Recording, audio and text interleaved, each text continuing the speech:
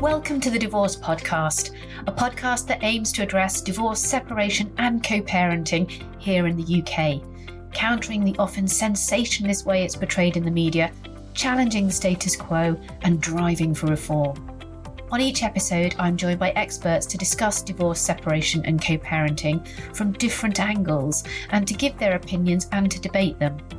I'm Kate Daly, a relationship counsellor and divorce coach, co-founder of Amicable, the divorce services company, and host of the Divorce Podcast.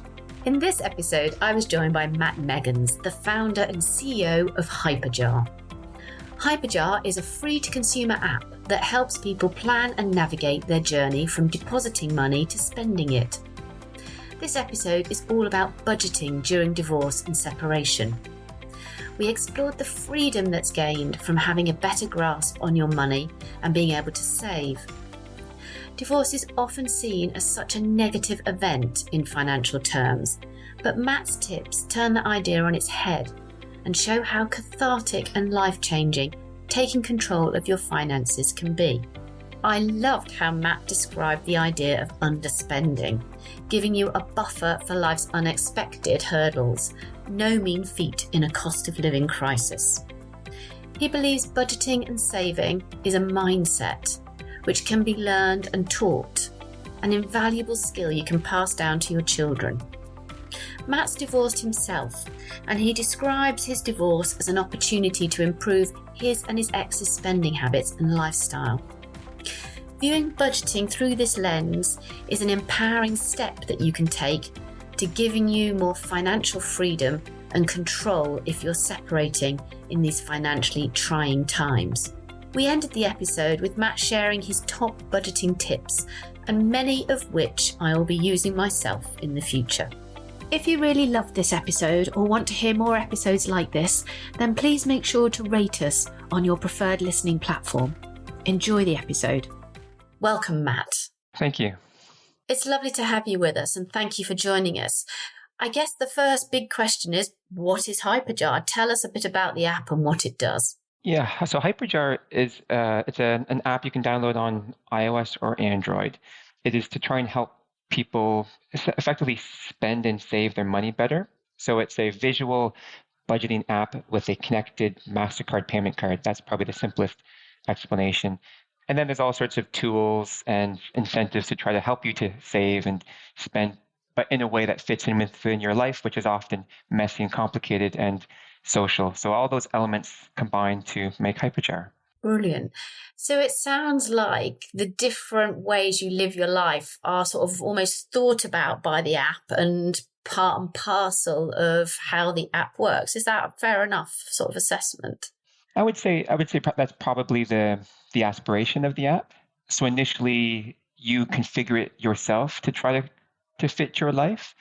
And by doing so, the app starts to mold in a way which is basically it saves you time in the real world because the app is accommodating for the way your life is. But you configure it, you set it up. It's designed to be very simple. As I mentioned, it's visual.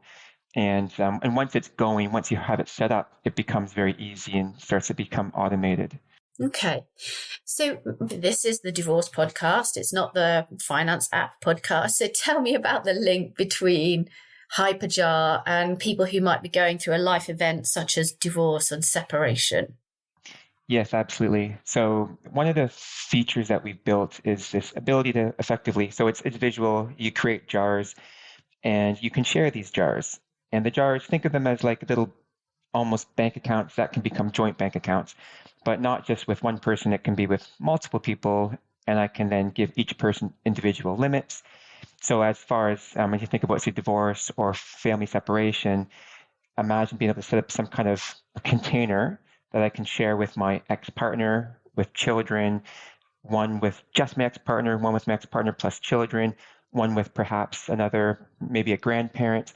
So you can set up these little mini accounts that then allow that money to be used and shared in a way that I'm comfortable with, that gives both people oversight and control. So again, that's the simplest explanation as to how we help to try to navigate this sort of life change, especially as far as divorce and separation is concerned. Okay. And so does HyperJar link to your bank accounts then? The way it works is HyperJar gives you effectively a sort code and account number. It looks like a bank account itself. Right. And the way it works is you load money in from your bank account into HyperJar.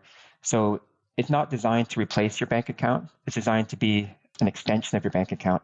You load it up with the money that you think you want to spend over, say, the month, or if it's longer term goals, and then you can direct it and point it and spend it from HyperJar. Okay. So in a sort of divorcing couple scenario, sometimes one of the sort of strange things is you're doing all the financial separation as part of becoming two separate families. And you're left in a situation where you have a joint bank account still. So this is a wrapper that would sit on top of the joint bank account maybe and allow you then to place controls and limits on how things are spent and what things are spent. Is that right? Yeah, so obviously if you have a joint bank account and you're divorcing, you're going to have to unwind that. So you're going to have to eventually have your separate finances. So HyperJar becomes a new tool. So first of all, it becomes an interim tool, but also becomes the replacement tool because you still need to, again, if you have children and obviously you're hoping to have an amicable breakage where you're still going to co-parent well and everything is still trying to be as smooth as possible. HyperJar allows you to have that more comfortable arrangement where you can then share money and share expenses as you need to. So, for example, maybe it's something to do with children's clothing and school shoes. You can have a little jar for children's expenses.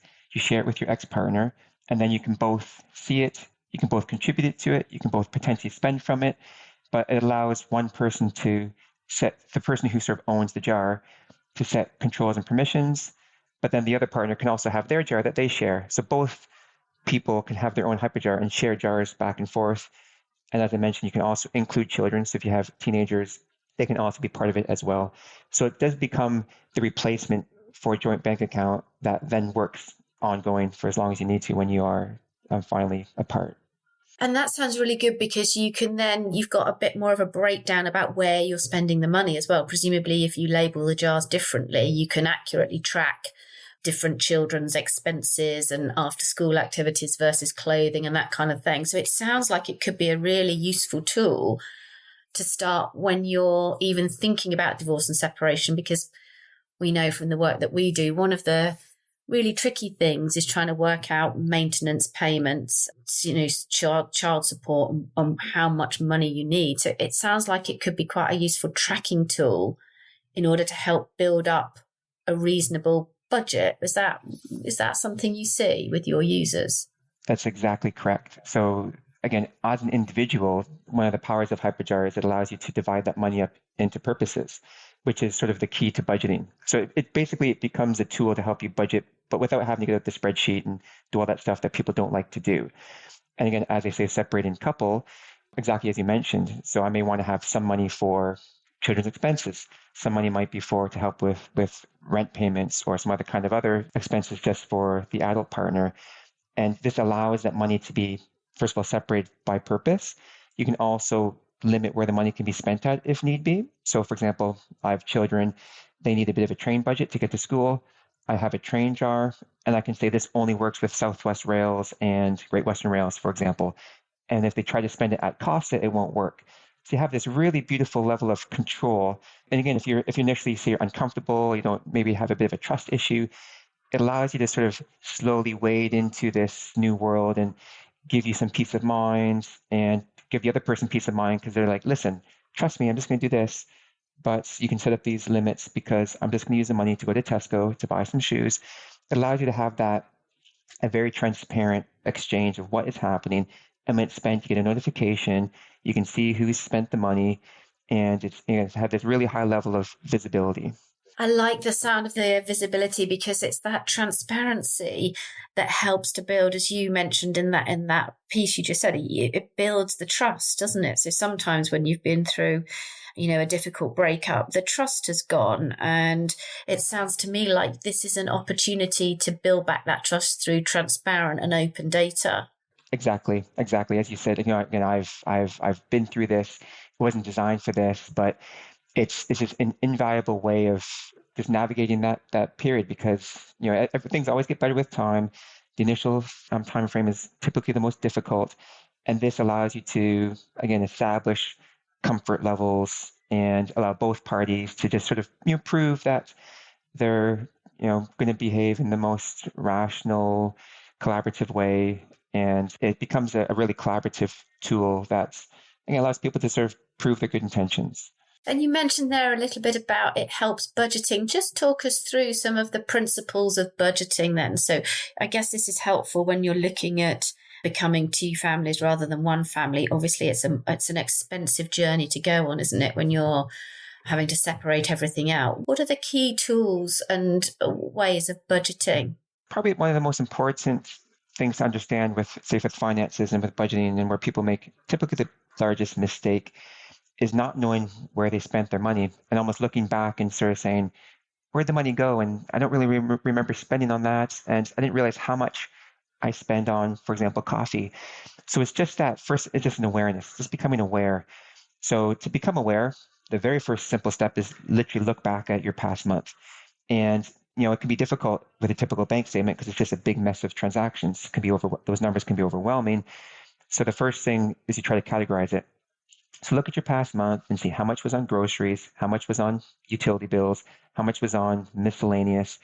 And often the miscellaneous will surprise you how much you spent on the miscellaneous.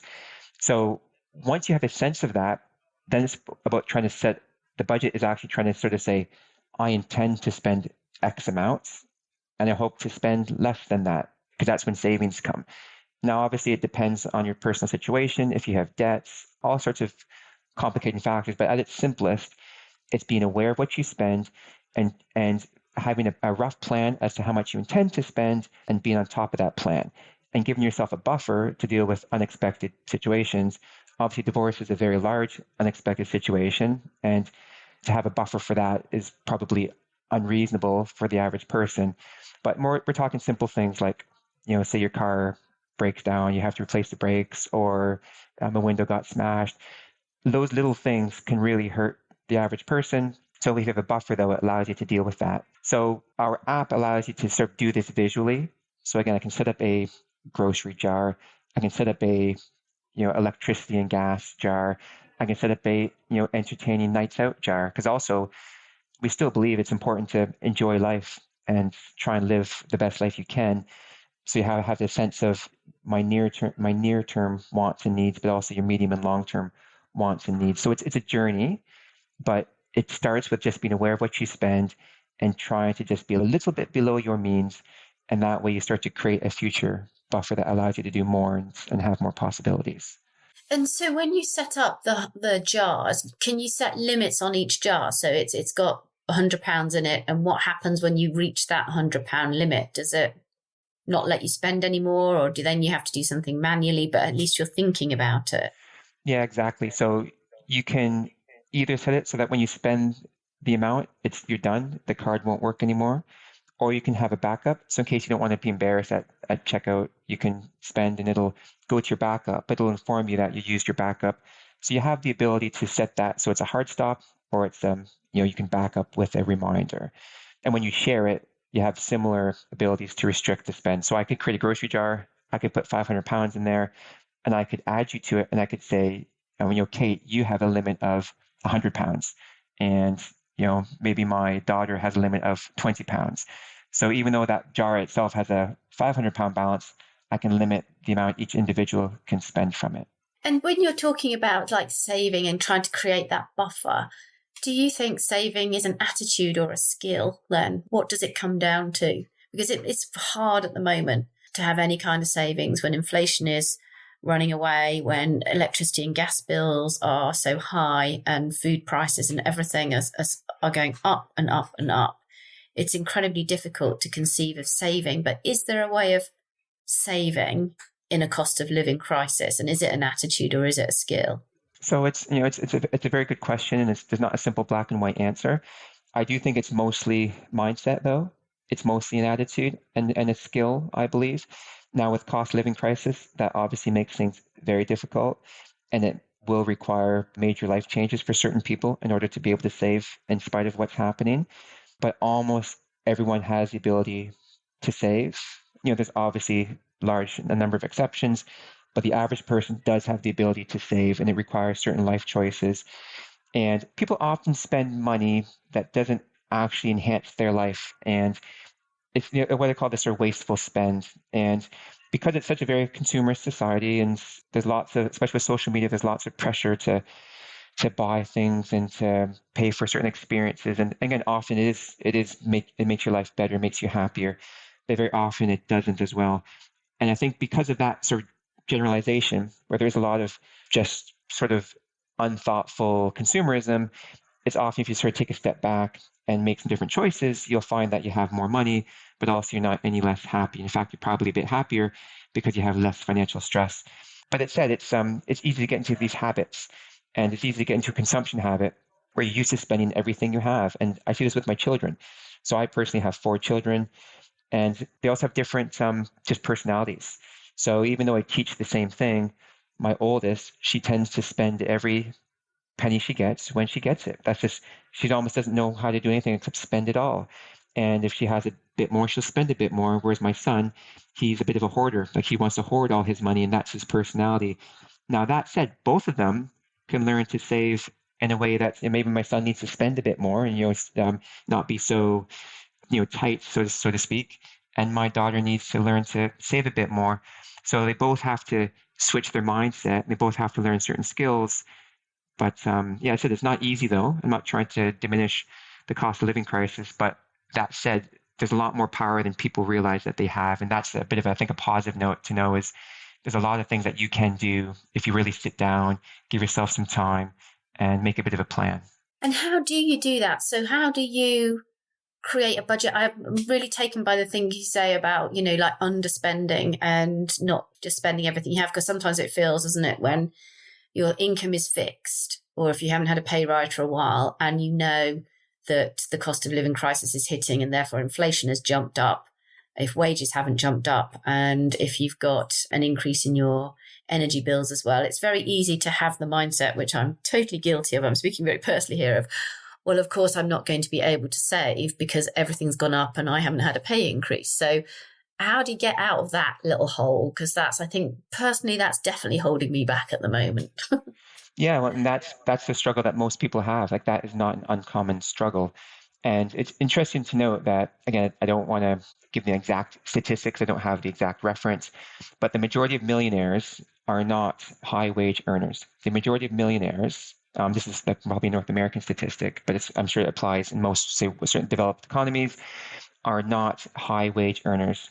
They're average middle class, working class people who have a long-term plan, and they do certain sort of wise decisions in terms of, say, evolving debt, for example, with, say, a mortgage versus a fancy car.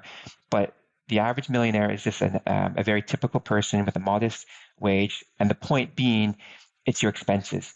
It's the expenses that hurt people. And it's because you typically, again, you see this with famously high wage earners, especially in the United States, say like specialist physicians and lawyers often have the largest amounts of debt. And again, this is statistically speaking, because it's not about, they obviously earn enough money to be in a very safe financial position, but it's this mindset of trying to have a bit more. And once you have some, you want a bit more and a bit more, and you sort of chase aspirationally material things a little bit beyond your means. So even if you're making $1 million, if you're chasing beyond that, you're going to be in a net negative position. So the secret to all this is adjusting your standard of living. So as I mentioned, so you're a bit below what your wage is. So without that wage increase, because wage increases definitely aren't keeping up with inflation at the moment. Again, and again, I have to keep in mind, this is a very difficult, and it's not totally unprecedented, but it was the 70s and early 80s when you had this high level of inflation. So it's very new for almost everybody. But if you look at your expenses, so the way you start is you have to look at your expenses and look at it with a really sharp eye.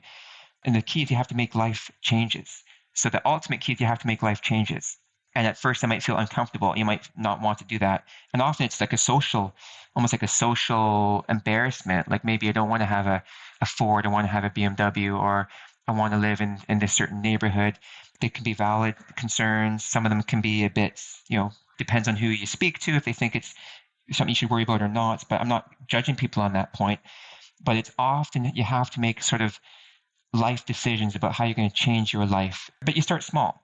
So you start small. You start with even grocery shop. Okay, I'm going to make sure that I don't waste so much. Maybe I can buy a bit more frozen food instead of fresh fruit and vegetables, because I'm throwing out lots of my fresh fruit and vegetables.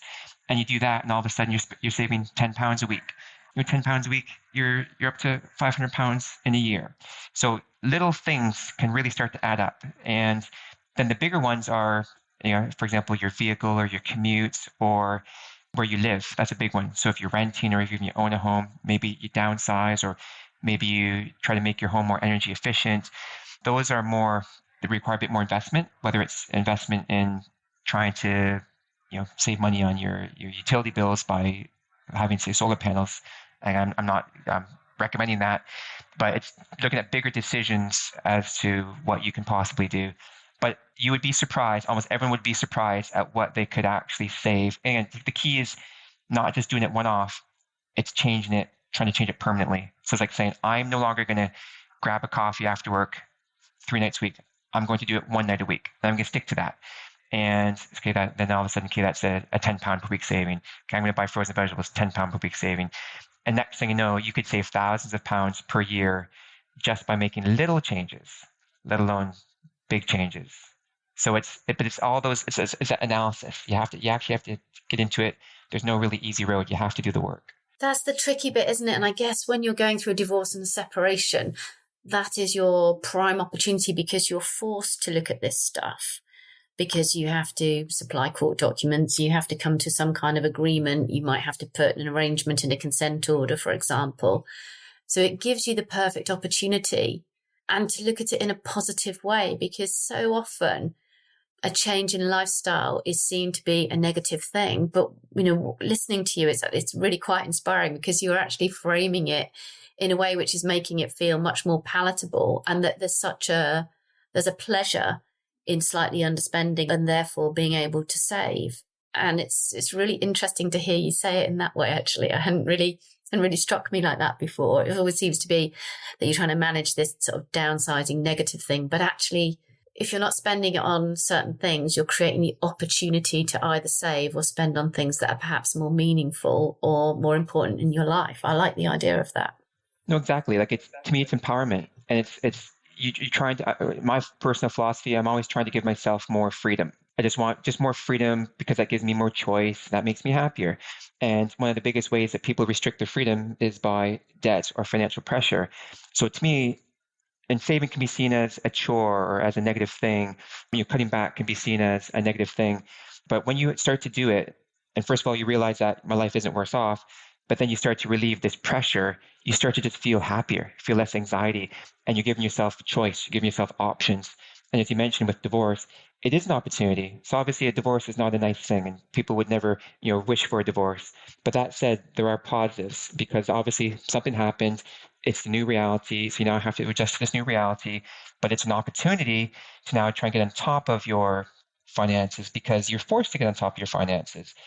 And in my situation, I'm more of a saver, and I'm more of a, I don't really care about what other people think. I have a very sort of simple mindset that way, whereas my ex was a bit more of a spender, and it was more social than I am or was.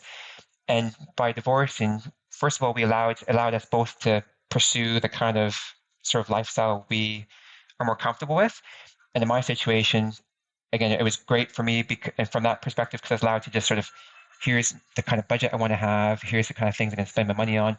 But also for my ex, who was poor at budgeting before, and it was always almost like an argument and a fight we had, she's actually become quite good. So because she's been forced to be a bit more on top of her finances, I had done a lot of this stuff for her.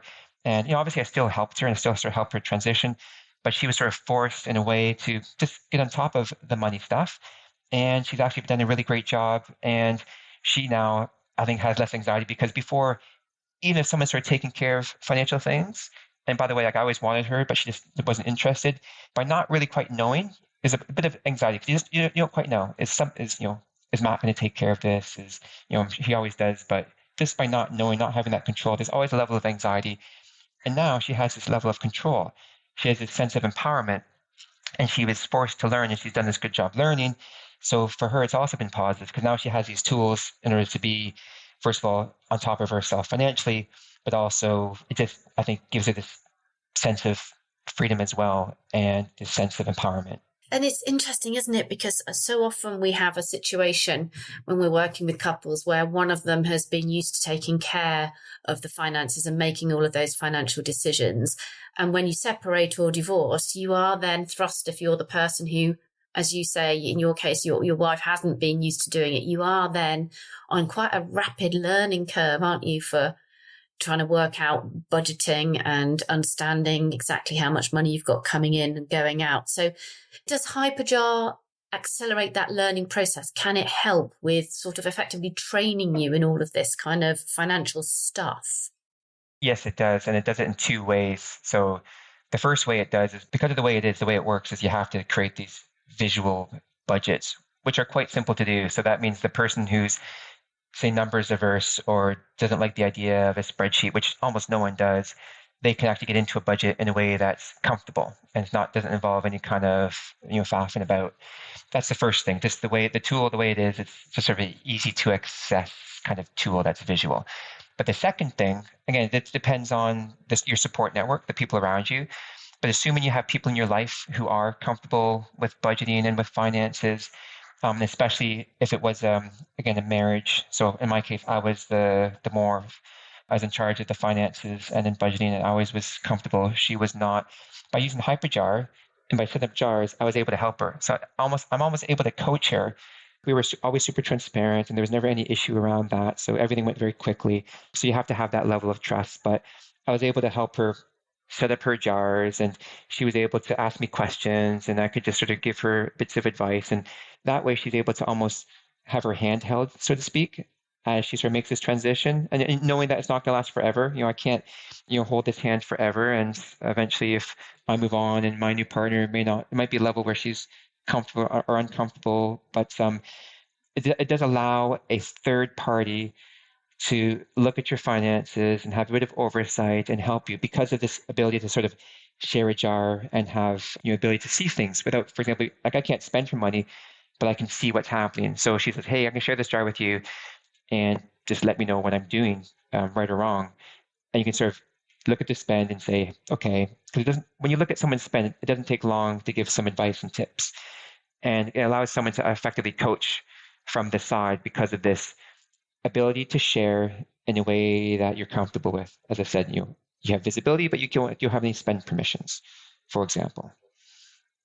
It's interesting, isn't it? I guess you have to be in quite a good amicable space, don't you, to want to take coaching tips on finances from your ex. But if you've got that financial relationship that's ongoing through maintenance, whether that's child maintenance or even spousal maintenance, then I guess if you can get to that place where you can look at budgets and you can take a flexible approach to testing what works and what doesn't, then ultimately you're on a much better track to be able to adjust budgets and adjust maintenance and to make the right calls rather than just coming to some arbitrary decision about how much money you're going to give somebody, or because it always strikes me that when you do this budgeting and you do this planning, everything is very fluid and it changes quite a lot. And as your kids get older and they progress, their needs and their budgets, they change tremendously. But with divorce, you have this kind of fixed idea that you do all the negotiations, you come up with a figure, and then that's it. You never have to look at it again. And I like that this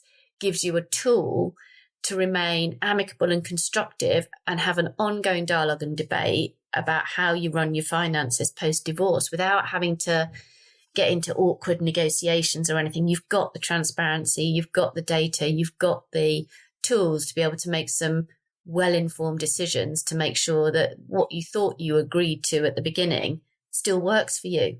Yeah, that's exactly right. And the other thing that it allows you to do is so if you have, say it's ex-husband, ex-wife with a shared jar, you could also bring in a third person, say a third person that you both trust. Maybe it's your father-in-law. Maybe you get along with him, and obviously it's your ex-wife's dad.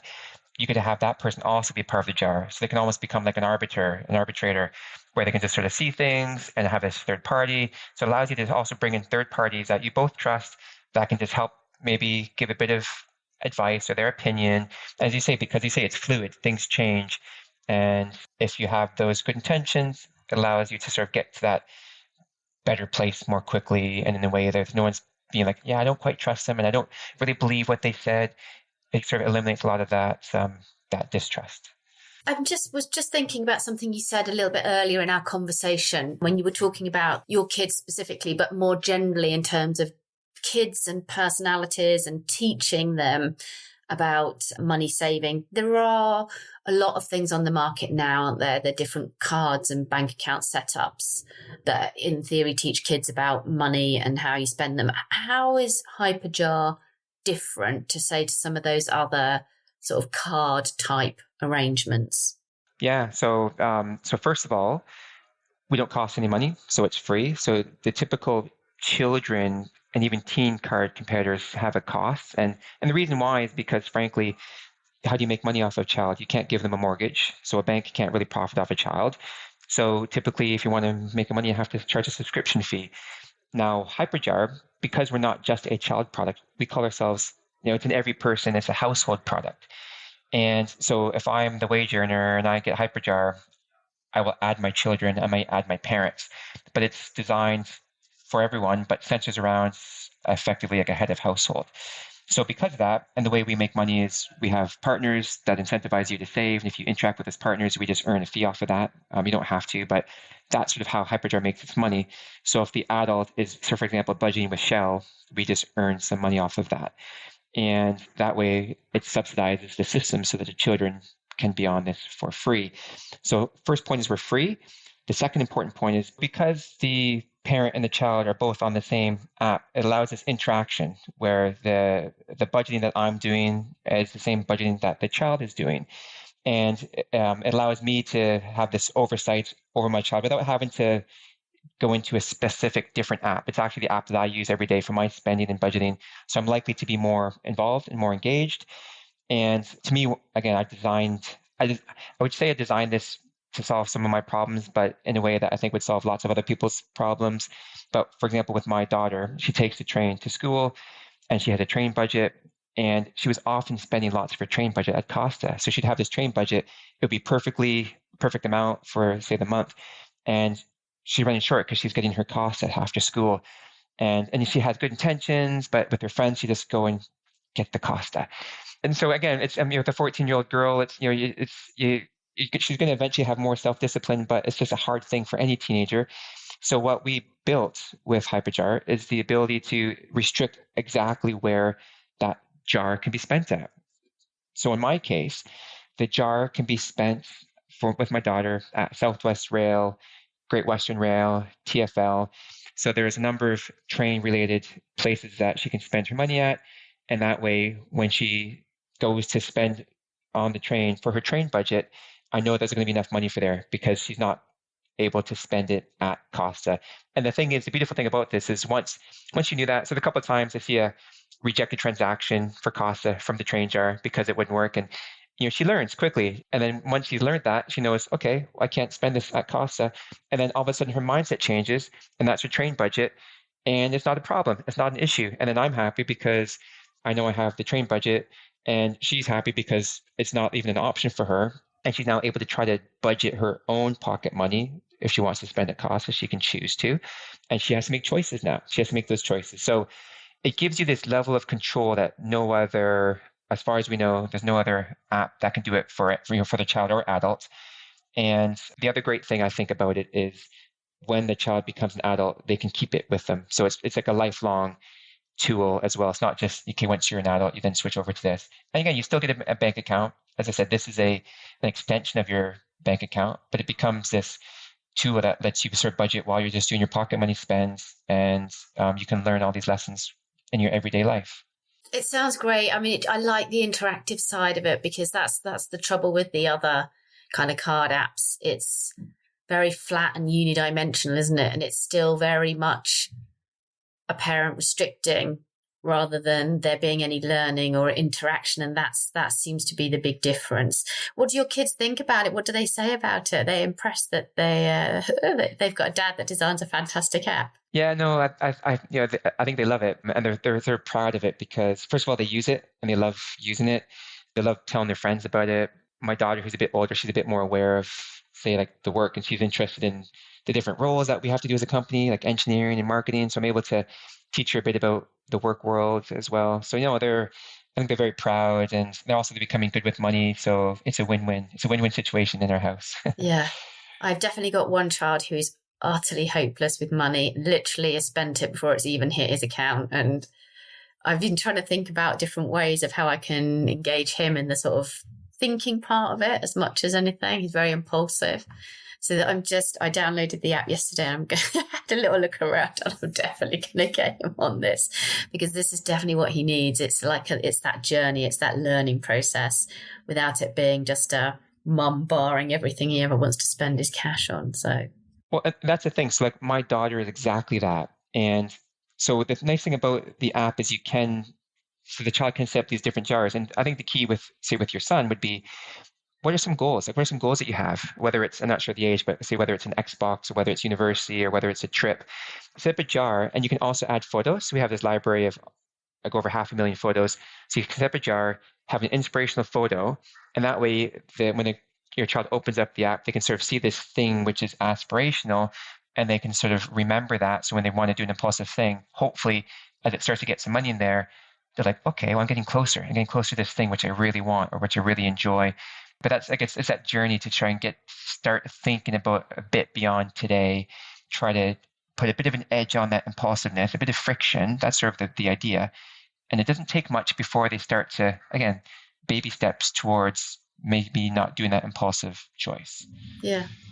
And like you say, it's not something they grow out of. It's something that it becomes a lifelong habit and a lifelong learning tool. And when you start to think about all the money that you waste as an adult, or I feel like I'm sitting here thinking, oh my goodness, it's the freedom point, the freedom when you've got your budget under control, when you know what you're spending, and when you've got that data, you can analyze it and then you can keep to the spending limits. It's just the freedom that gives you the de-stress. And at the moment, with everything feeling like it's piling up on top of us with cost of living and everybody talking about this cost of living crisis, it doesn't help. So I think this is a really timely point at which to look at some of this stuff. And I'm rapidly running out of time here, but I just wondered what your kind of top budgeting tips would be if you had to give somebody 3 or 4 tips to get them started on this road of freedom. What would you say to them? So probably the first is try to create some friction in your spending. And what I mean by that is, if you find yourself impulsive, or you find yourself, you just tend to buy something online on say a Thursday evening, try to give yourself a rule. Like, I'm going to wait at least 24 hours before I make that purchase. Because again, the biggest way that most people spend money is impulsive purchases. It's the number one way that most people spend money that when they look back, they probably wish they didn't. So try to give yourself just a simple rule where he's like, listen, I'll wait 24 hours. And if I still want it after 24 hours, I'll buy it. And that way you don't feel like you're doing any kind of major change. You're just like, I'm just going to, window shop for 24 hours. And then often what will happen is just like, you know what? I actually don't want that. I don't have this urge right now. And often by giving yourself a bit of a buffer, you'll get rid of that impulsive dopamine urge that you have to shop, which is, again, it's not anyone's fault. The world of consumerism and marketing trying to forces that dopamine hit when you purchase. So step 1, create a little rule to give yourself a time buffer before you buy something. The next thing is, on a similar note, is look at what you spent and start with a small window. Look at a week. Look at a typical week. So say you're from Sunday to Saturday, look at what you spend during that week and try to categorize it. Again, ideally you're in an app, which will give you the categorizations. But if not, just do a simple analysis, say how much I spent on the non-essentials, and also look at what your essentials are. And then that's going to give you a little sense of if I am above or below, like if I'm sort of always underwater, so to speak, based on my salary, or if I'm able to save. And you'll sort of quickly get a sense of that, because ultimately you don't have a sense of what's my daily budget. So if I make, again, simple round numbers, if I made $1,000 a day, $365,000 a year, every day you have $1,000 to spend. If you spend more than that, you're over budget. Under that, you're under budget. Have a sense of your daily, what your salary is, divided by 365. That's your daily amount of money you have. You get a sense of, and then you have to know, okay, here's my annual rent, here's my annual utility bills, roughly speaking. You'll get a sense of, okay, after my annual salary, all my big annual expenses, I have £5,000. Divide that by 365. That's how much you have every day to spend on everything else. That's on clothing. And once you get a sense of that number, whatever that number is, you'll quickly realize that a £100 purchase is actually quite detrimental to my budget, or maybe a £5 purchase is detrimental to my budget, like on a daily basis. But it's just getting a sense, getting some kind of a grounding of how much excess I potentially have based on my fixed expenses, my rent and my gas bill and my salary. So just try and get again, that could be really back of the envelope. Like literally, my rent is this much per month, my salary is this much per month. So that's the second step. And then the third one is, I believe it's really important to try to socialize your finances somewhat, as in talk about money with someone that you trust. And hopefully you have someone that you can talk to about money who you trust. And it could be a friend, could be a family member. If, say, you have a family which is a complete mess with money and your friends are all quite cavalier about money, maybe you can go to a charity. You can speak to someone at, say, depends on your age, at university or even at your work, where you work. Try to find someone who you think is good with money to be able to talk about it, because then A, it becomes someone who can mentor you and coach you, and B, it's often, just like with divorce, it's often just good to talk about things. And what, again, I think we've seen is money creates a lot more anxiety than people realize. And not enough people realize how beautiful it is to have no anxiety with money. Whether you even need to earn a lot, but if you don't have debt, if you're not worried about living paycheck to paycheck, the anxiety that goes away when you don't have to do that is amazing. And I want more people to have that feeling. And to get to that feeling, you have to try to have that mentoring, and you have to have the ability to talk about how you're stressed until you get to that feeling, because then you're also inspired to try to get there. So I think, really try and vocalize, socialize finances and money. Don't be embarrassed about it, because it sort of is what it is, and you want to try and get to a better place. And most people will be almost understanding and almost excited to help you if they are good with money. That's a brilliant tip. I love that last tip, the socializing aspect of it and talking about it. It's so important. And, it just strikes me, divorce and separation creates an opportunity to have some of these conversations and to make a step change in the way step change in your relationship with money. Whatever has gone before, you can draw a line, you can have a new future-looking, forward-focused attitude to it. And it doesn't have to be bad because it's going to be less. It's the attitude, the way you budget, that's the important thing, not the overall amount. And we just don't talk about that enough when we're talking about divorce and separation. So this has just been, really interesting and really quite revelatory. So I can only thank you, Matt, really, for talking about this and putting some positive context around divorce and separating and your relationship with money. So a massive thank you. Just remind us, where can you download HyperJar? So it's available on the app stores, both iOS and Android. So if you just search on HyperJar, you'll see it. It's free to download. And if you have any troubles, we have a fantastic customer support team who can help you through to make sure it's working. Brilliant. And where can people find the customer service team if they can't download the app? Do you have a website or? Yes, exactly. So on the website, there's a little widget where you can reach out to customer support, and that's just hyperjar.com. Brilliant. Well, Matt, it's been a real pleasure talking to you. Thank you very much for your time today. You can find out more about me on Twitter. I'm at Kate_Daly. You can hear about new podcast episodes by following at divorce_podcast. And if you've enjoyed this episode and you want to listen to more, then please give us a like and subscribe at thedivorcepodcast.com. Thanks ever so much, Matt. And thank you too for listening.